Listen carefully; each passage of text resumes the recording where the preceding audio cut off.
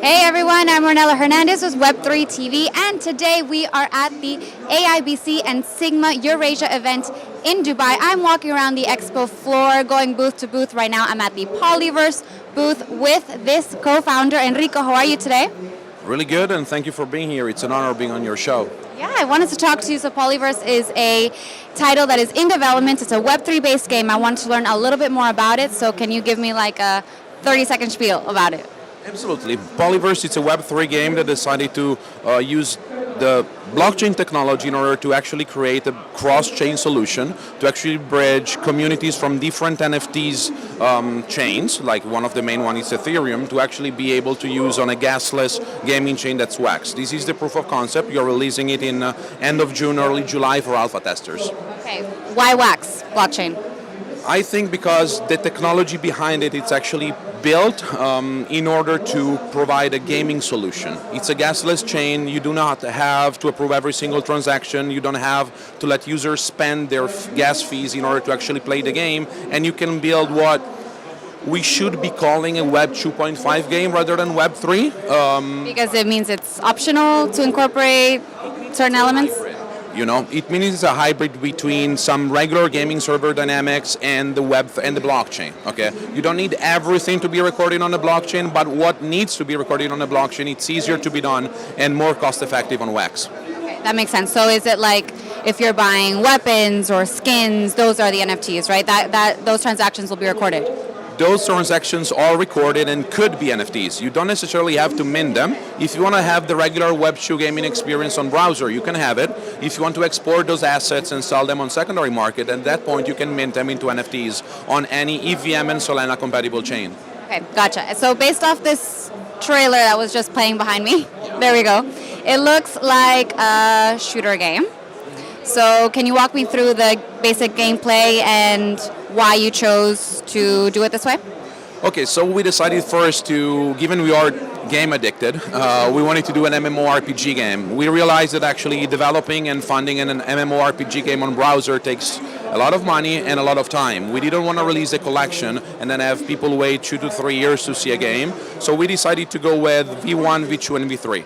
V1 of the game, you're locked in a post-apocalyptic shelter. It's single player, you're fighting waves of enemies. The more waves you get, the more rewards you get. You're competing against other people through a leaderboard system, and you're getting rewarded through a reward system on the leaderboard. V2, you're PvP, and V3 is the MMORPG. Okay, gotcha. And why do you think we need more of these types of games?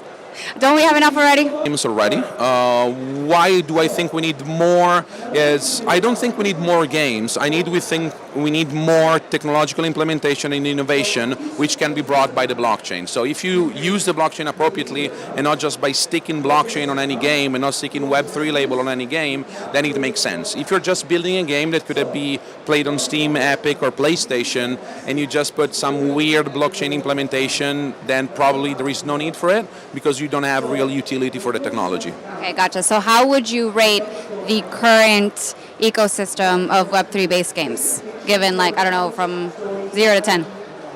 I would say that for the public right now, if I'm in the public right now, I would say I feel it's like it's a 5 to a 6. But if you know what's going on in the background and the project that are working, that have been building in the bear, that have been through last year and are actually releasing cool products, I think that the next 6 months we are closer to an 8 and 8.5 than we were in 2023. Okay, that's optimistic. And so can you tell us the roadmap or the timeline for Polyverse and when we can expect the next iteration of the version to come out? Absolutely. So this is the first time we release it publicly, but basically end of March, beginning of April, we should have the first NFT collection released. Beginning of May, second NFT collection. End of June, alpha release. End of July, beta release.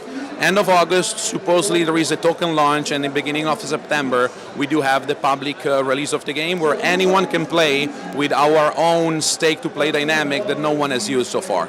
Okay, that sounds exciting. I can't wait to try it out and play. I'll let you know what I think, all right? Absolutely. Honestly only. Okay. And last question, what do you think of today's event so far? Well, it's day 2, so how's it going? How was day 1? What's the feedback you've gotten from people here today? I believe this was a great event to be in if you wanted to find decision makers or people that had the right connections. This was an event to set up meetings, not necessarily to have meetings today, but to set up meetings for the next 2 to 3 weeks, which is what we did. Absolutely happy on how the event turned out and the crowd and the quality of people that were here today. Okay, amazing. Well, enjoy the rest of the day, and thank you so much for your time today, Enrico. And everyone check out Polyverse once it comes out, and stay tuned for more interviews coming out of the Sigma and AIBC Eurasia event today on Web3 TV.